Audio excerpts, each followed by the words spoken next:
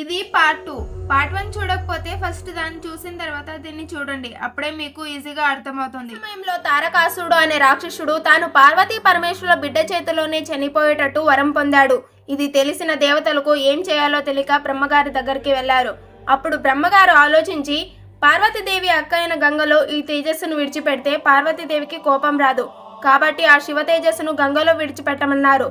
అప్పుడు ఆ దేవతలు గంగమ్మ దగ్గరకు వెళ్లి దేవకార్య నిమిత్తము నువ్వు అగ్ని దగ్గర నుండి శివ తేజస్సును స్వీకరించి గర్భం ధరించాలి అన్నారు. దేవతా కార్యము కనుక గంగ సరే అన్నది. అప్పుడు గంగ ఒక అందమైన స్త్రీ రూపం దాల్చి ఆ తేజస్సును అగ్ని నుండి స్వీకరించింది.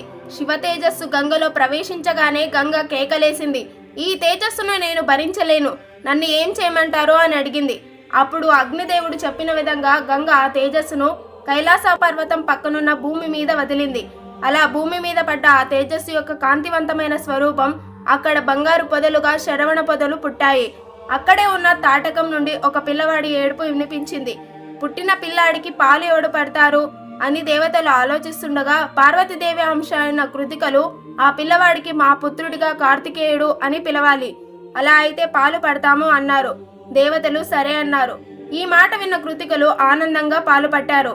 ఆ పుట్టిన పిల్లవాడు 6 ముఖాలతో పుట్టాడు. ఏకకాలంలో 6 కృతికల స్తన్యమునందు 6 ముఖాలతో పాలు తాగాడు కనుక ఆయనకి షడాననుడు, షణ్ముఖుడు అనే పేర్లు వచ్చాయి.